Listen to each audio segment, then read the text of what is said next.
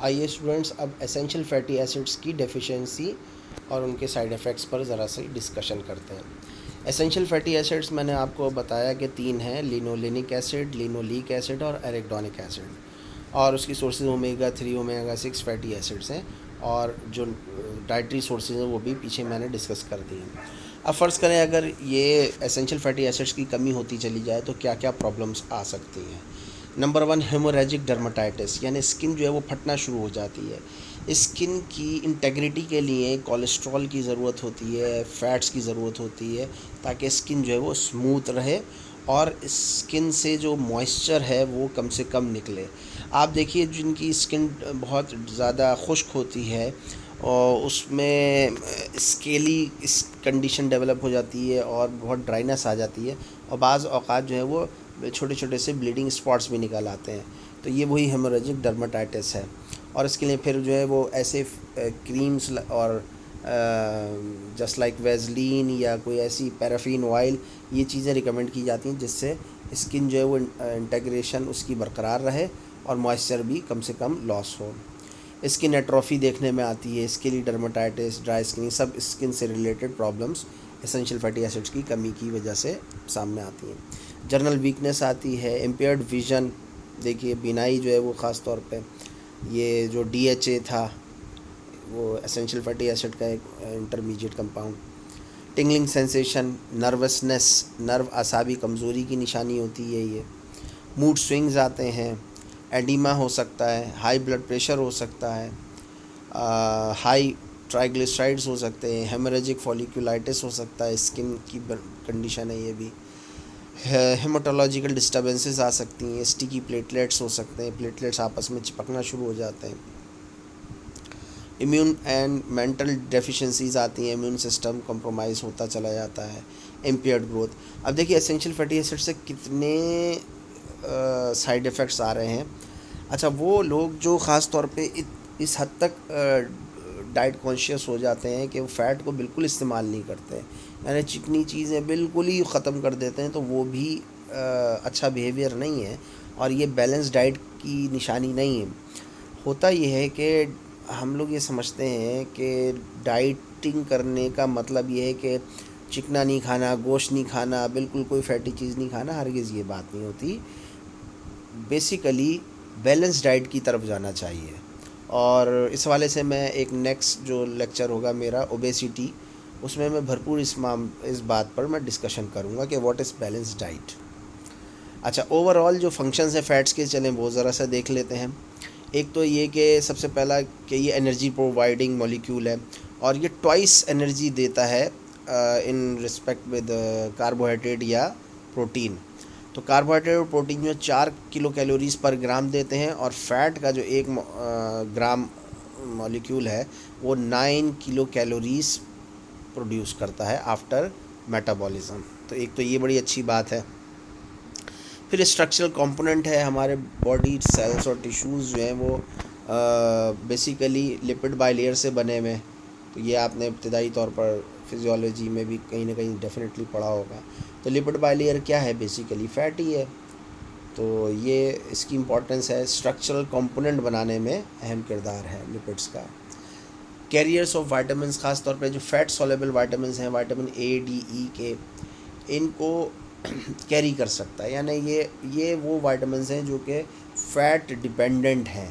Fat basically ان کے لیے solvent کے طور پہ ایکٹ کرتا ہے، یہ اس میں ڈیزالو ہو جاتے ہیں اور پھر ایک جسم سے دوسرے جسم تک ڈسیمنیٹ ہو جاتے ہیں، تو یہ بڑی امپورٹنس ہے فیٹ کی۔ برین ہیلتھ، دماغی نشو و نما کے لیے بہت زیادہ ضروری ہے فیٹ، اور خاص طور پہ یہ جو ڈی ایچ اے ہے، ٹھیک ہے نا، یہ برین فیٹ کہلاتا ہے، یوں سمجھ لیجئے۔ اور اس سے اس کا ایک اور فائدہ یہ بھی ہے کہ ریٹینا جو ہے، ریٹینا بیسیکلی آئی کی تھرڈ انر موسٹ لیئر ہے، جو کہ نروائن لیئر بھی ہے، یعنی وہ نروس ٹیشو ہے، اور اس کا الٹیمیٹلی تعلق برین سے جڑ جاتا ہے۔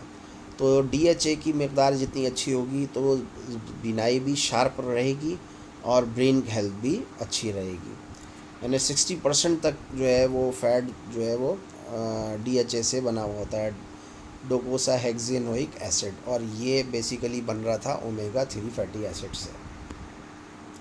नर्व सिग्नलिंग, आसाब की जो सिग्नलिंग है, यानी आसाब जो एक्शन पोटेंशियल्स लेकर आ रहे हैं और सेकंड मैसेंजर सारा सिस्टम हो रहा है, वहाँ पर भी कोलेस्ट्रॉल की, वहाँ पर भी फैट्स की ज़रूरत है। कार्डियोवास्कुलर फंक्शन में क्या है, ख़ास तौर पे जो लाइपोप्रोटीन ए है इसको कम से कम होना चाहिए। बेसिकली यहाँ ये बताने की कोशिश कर रहे हैं कि गुड कोलेस्ट्रॉल जो है, दैट इज़ HDL, उसकी मकदार बढ़नी चाहिए, और बैड कोलेस्ट्रॉल जिसमें लाइपोप्रोटीन्स ख़ास तौर पे ए काबिल ज़िक्र है, वो कम से कम होना चाहिए। तो there should be a balance between good cholesterol and bad cholesterol. Bone health के लिए बहुत इम्पॉर्टेंट है। कैल्शियम का जो डिस्ट्रीब्यूशन है पूरी हड्डियों में, उसमें जो है वो कोलेस्ट्रॉल का और लिपिड्स का अपना किरदार है।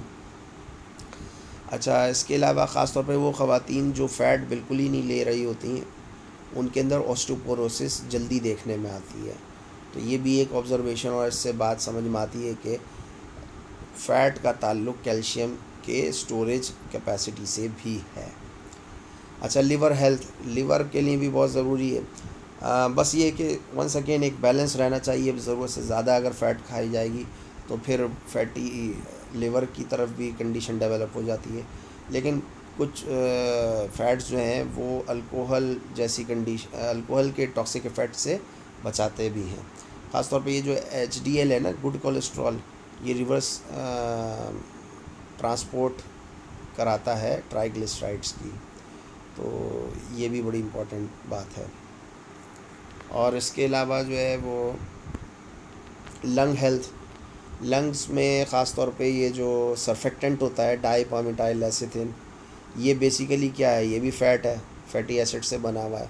इसकी अगर खुदा खास्ता कमी हो जाए तो बच्चा जो है वो सांस सही नहीं ले सकता। ये रेस्पिरेटरी डिस्ट्रेस सिंड्रोम आपने जब पढ़ा होगा, उस तरफ इशारा हो रहा है। तो वंस अगेन फ़ैट्स की इम्पोर्टेंस है। स्ट्रॉन्ग इम्यून सिस्टम के लिए बहुत इम्पोर्टेंस है फ़ैट्स की, और ख़ास तौर पे जो WBCs हैं, ये फ़ैट यानी इनका जो स्ट्रक्चरल कंपोनेंट ख़ास तौर पे जो लिपिड बाइलेयर का है, बेसिकली WBCs जो हैं वो सूडोपोडिया बनाकर बैक्टीरिया और वायरस को खाने की कोशिश करते हैं। तो इनकी जो लिपिड मेम्ब्रेन है वो जितनी स्ट्रॉन्ग होगी, वंस अगेन वो उतना ज़्यादा अच्छा इफ़ेक्टिवली एनगल्फ कर सकेंगे। और सारी ये जो लिपिड मेम्ब्रेन है वो फैट से ही बनी हुई होती है। इसके अलावा कैंसरस सेल्स वगैरह को डिस्ट्रॉय करने के लिए भी इम्यून सिस्टम यानी WBCs रिक्वायर्ड हैं। और फ़वक्तन फ़वक्तन हमारे जिस्म में कैंसर बनता रहता है। ये एक बात बता दूं कि दिन में कई हज़ार जो हैं वो एबनॉर्मल सेल्स बनते हैं, जिनको हम कैंसर से तशबीह दे सकते हैं। लेकिन WBCs और मुख्तलिफ़ जो एंजाइम्स हैं वो इनको ख़त्म कर देते हैं। कई किस्म के वाइटामिन इनको ख़त्म कर देते हैं, ख़ास तौर पर विटामिन C, विटामिन A, ठीक है, ये एंटीऑक्सीडेंट्स है। कई ग़िज़ाएँ ऐसी हम ले रहे होते हैं जिसमें एंटीऑक्सीडेंट्स होते हैं। जितने भी ग्रीन वेजिटेबल्स हैं ये they are rich in antioxidants. तो ये सलाद, खीरा, चुकंदर, ककड़ी, ठीक है ना, सेब, फल, strawberries, berries are rich in antioxidants. तो इन सब चीज़ों से भी जो है वो कैंसरस सेल्स जो हैं वो ख़त्म होते रहते हैं। बहरहाल फ़ैट का भी अपना किरदार है और इन एंटीऑक्सीडेंट्स का भी अपना किरदार है कैंसरस सेल्स को रोकने के लिए। ओबेसिटी इंशाल्लाह ताला नेक्स्ट लेक्चर में डिस्कस करते हैं।